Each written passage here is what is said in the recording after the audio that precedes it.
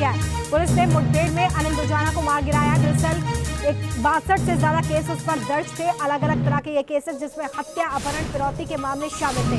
Greater Noida का रहने वाला अनिल दुजाना, जिसे ढेर कर दिया गया है। बड़ी खबर आपको बता रहे हैं मेरठ से इस वक्त, जहां पर पुलिस ने मुठभेड़ में अनिल दुजाना को मार गिराया है। बताया ये जा रहा है कि दुजाना पर 62 से ज्यादा मुकदमे चल रहे थे, वो जमानत पर बाहर आया था।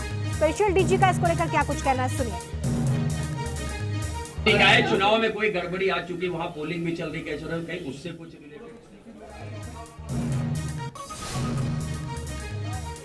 तो यूपी में एक और माफिया ढेर कर दिया गया है, एक और गैंगस्टर मिट्टी में मिल गया है। देखिए ये क्राइम सीन जहां पर ये एनकाउंटर हुआ है, जिसमें अनिल दुजाना को ढेर कर दिया गया है। दरअसल बताया ये जा रहा है कि पुलिस की टीम पर उसने हमला किया था, जिसके बाद भागने की फिराक में था। खबर ये भी है कि वो नेपाल जाने की फिराक में था, जिसके बाद यहाँ पर मुठभेड़ हुई है और इस मुठभेड़ में माफिया को ढेर कर दिया गया है। ग्रेटर नोएडा का रहने वाला था अनिल दुजाना, जिसे मुठभेड़ में ढेर किया गया है। बदमाशों ने 15 राउंड की फायरिंग की थी, जिसके बाद पुलिस ने जवाबी कार्रवाई की है।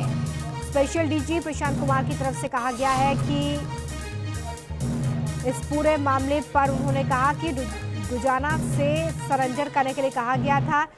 पुलिस पर उसने फायरिंग शुरू कर दी थी, जिसके बाद जवाबी कार्रवाई पुलिस की तरफ से की गई। बदमाशों ने 15 राउंड की फायरिंग भी की थी और जब पुलिस ने यहां पर जवाबी कार्रवाई की तो इसमें अनिल दुजाना को ढेर कर दिया गया है। क्राइम सीन की तस्वीरें भी आपको हम दिखा रहे हैं कि किस तरीके से ये पूरा घटनाक्रम अंजाम दिया गया है। स्पेशल डीजी प्रशांत कुमार की तरफ से महत्वपूर्ण बयान इस पूरे एनकाउंटर को लेकर दिया गया है, जहां पर उन्होंने कहा कि सरेंडर करने के लिए कहा गया था, सरेंडर करने का वक्त भी दिया गया था, लेकिन अनिल दुजाना बदमाशों ने फायरिंग शुरू कर दी और फायरिंग के बाद यहां पर पुलिस को भी जवाबी कार्रवाई करना पड़ा। जवाबी कार्रवाई में अनिल दुजाना ढेर हो गया है। बड़ी खबर इस वक्त मेरठ से आपको बता रहे हैं। बताया जा रहा है कि अनिल दुजाना पर 62 से ज्यादा मुकदमे दर्ज थे, जिसमें रंगदारी, हत्या जैसे मुकदमे उस पर चल रहे थे।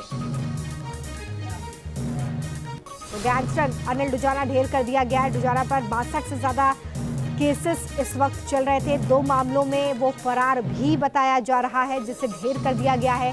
हत्या, किडनैपिंग मामले में अनिल दुजाना की संलिप्तता सामने आई है।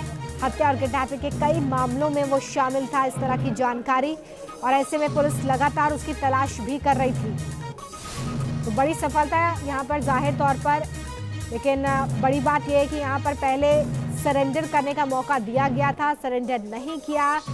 बदमाशों की तरफ से पुलिस पर फायरिंग की गई।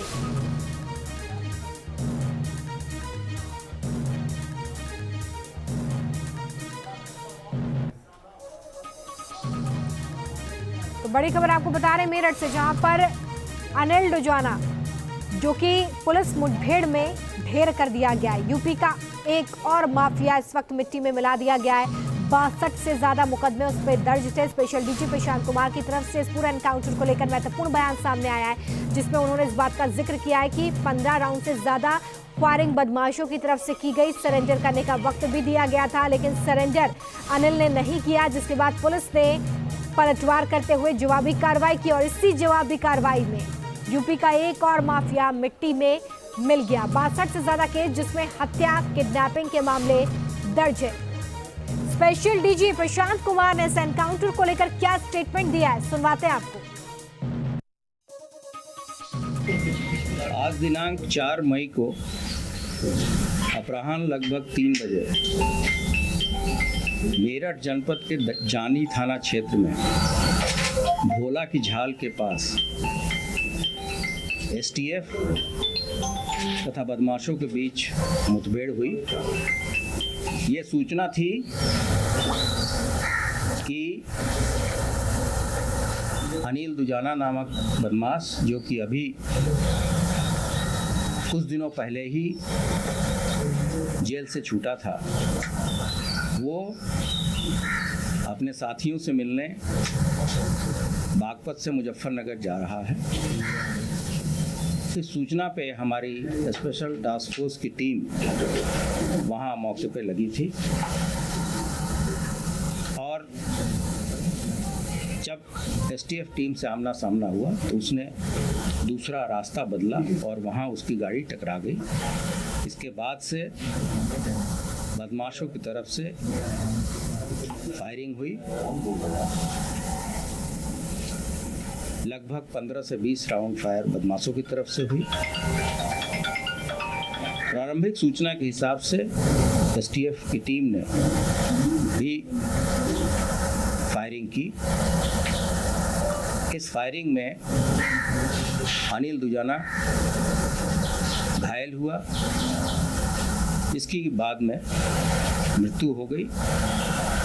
उपरोक्त बदमाश के पास वो एक 4 पहिया गाड़ी में ट्रैवल कर रहा था। उसके पास से एक 32 की पिस्टल, एक 30 की पिस्टल और भारी मात्रा में कारतूस बरामद हुए हैं। वक्त एक छोटे से ब्रेक का है, फौरन लौट रहे हैं कुछ और खबरों के साथ।